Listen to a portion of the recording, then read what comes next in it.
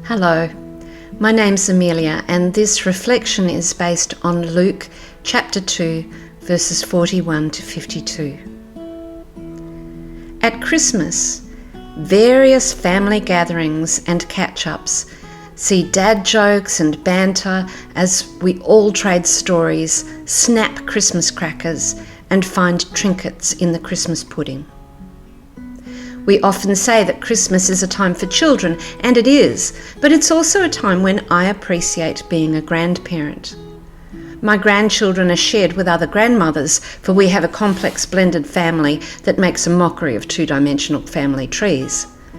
Nevertheless, Christmas is the time when we all make a pencil mark on the wall to show how much grandsons have grown and whether or not they've caught up to us yet.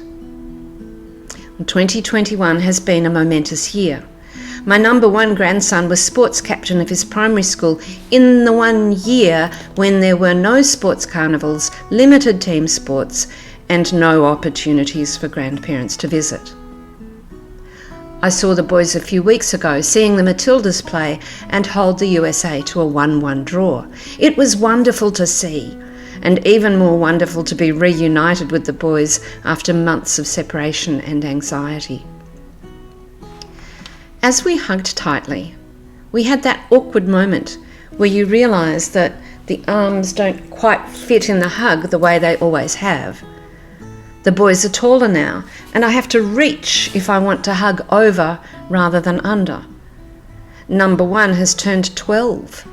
He's graduated from primary school, and he's full of news to fill me in about how high school is going to work. The conversations are full of energy and enthusiasm. He explains to me about subjects and classes and the uniform he has to get. He is growing up.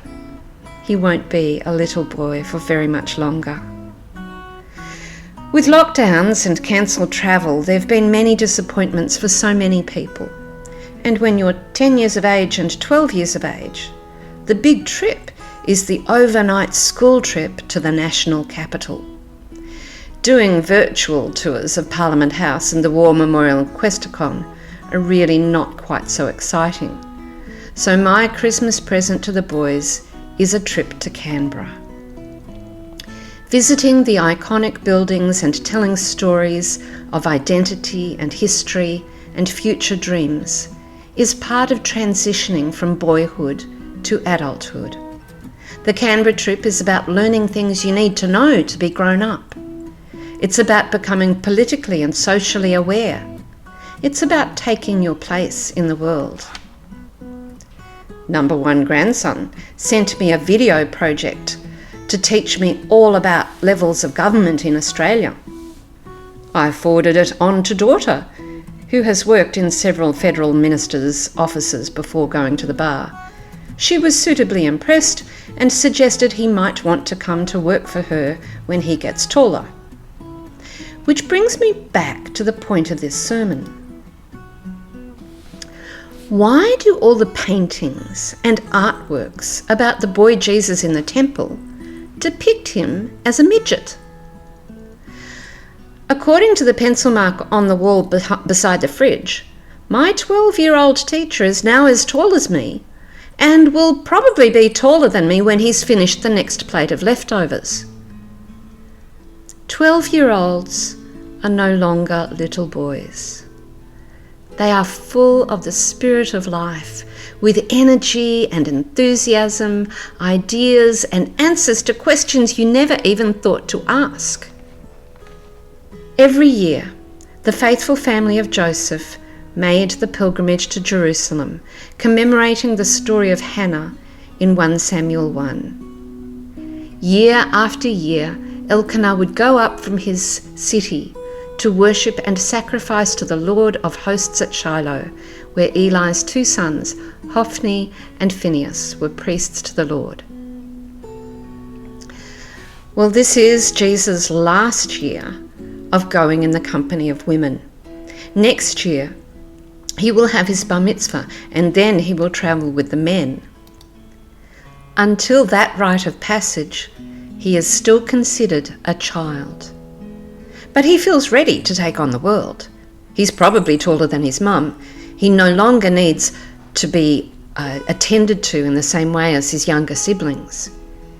He's looking forward to being a man and discussing the important things of the world. Jesus goes to the capital, Jerusalem. He is in the temple, which he has been taught by his mother is his Father's house. He's excited. He's with people who talk about Yahweh all the time. And this is what he has been preparing for, and this now is the preparation for his political, religious, and public life to come. Of course, he doesn't leave when it's time for the family and village community to head north. He's home. This is what he was born for. He's been so excitable that Mary and Joseph do not immediately miss him. It's a big group travelling together, and he's a good kid. He'll undoubtedly be with auntie or cousin, or... It's hard to know where to look. They're on the road among tents and swags. It's confusing. In those days, travel was considered almost deviant behaviour unless you had a good excuse. Going to Jerusalem was okay in a group, but it was dangerous to do if in smaller numbers. If Jesus was alone on the road, he was likely to be in danger or possibly injured. Where could he be?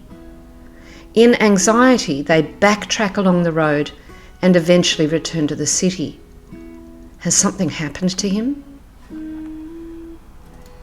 They look to the places where boys go, the marketplace, the gardens, the strange alleyways.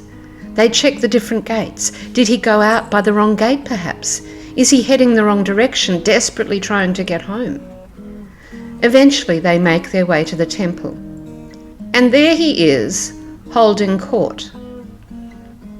When Mary scolds him, there's probably more than the parental anxiety coming through. His disappearance and hers and Joseph's searching has now caused embarrassment for them and for their whole family. To lose a child, it's just careless.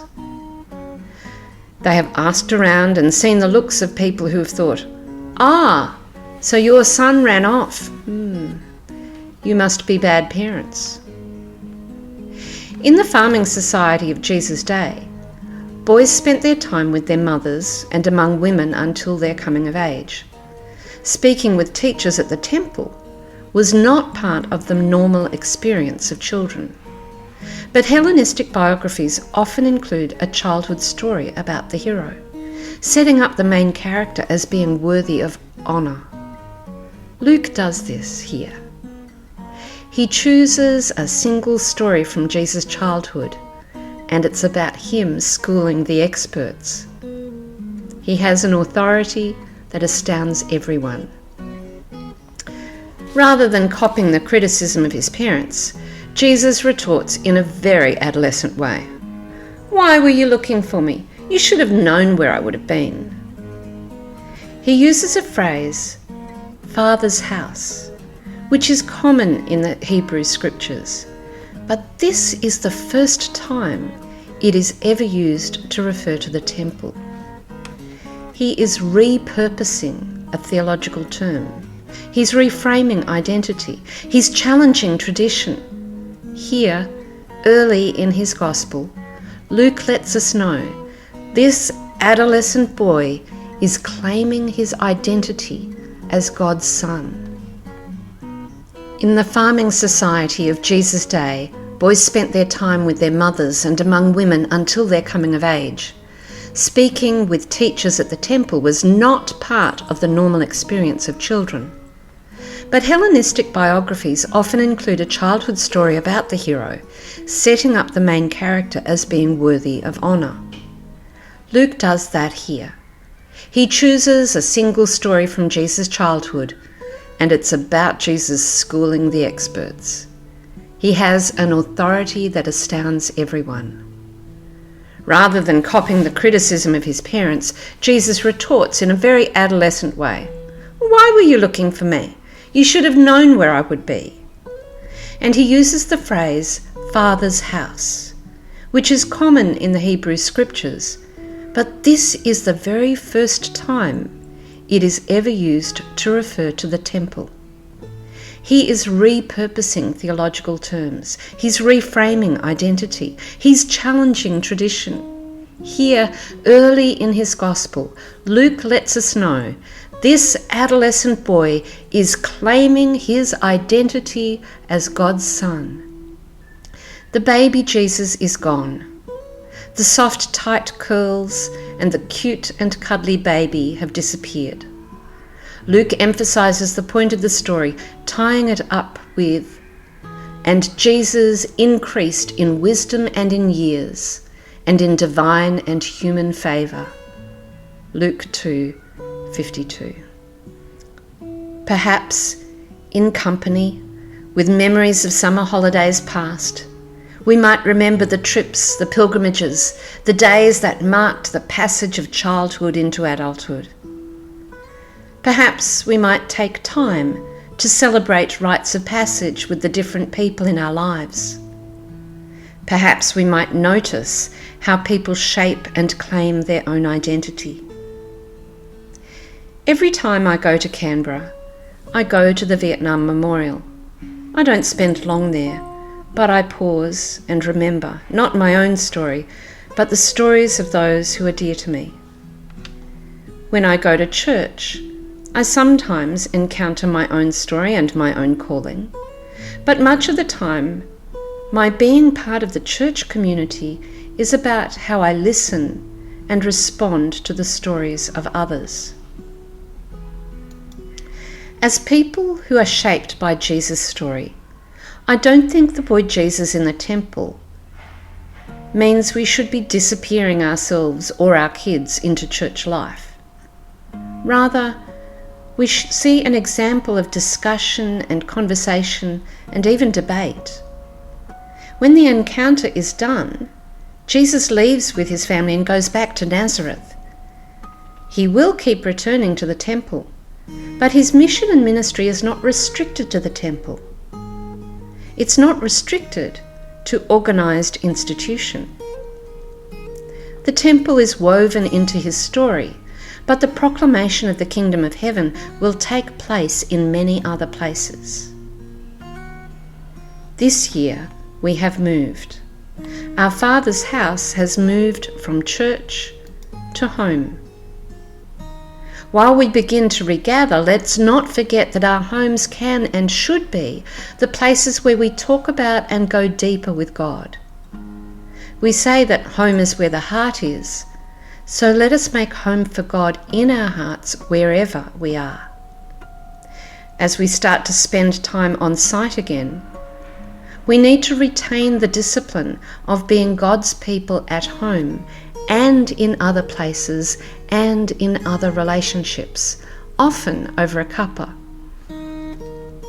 We have been reminded over the long lockdowns that our Father's house is not restricted to church buildings. Our challenge is to make every day a pilgrimage and see every place as God's home. So my prayer and blessing for you is this: may those around you experience God's home in how you listen and how you love. May God's heart dwell in yours, and may God's peace be with you. Amen.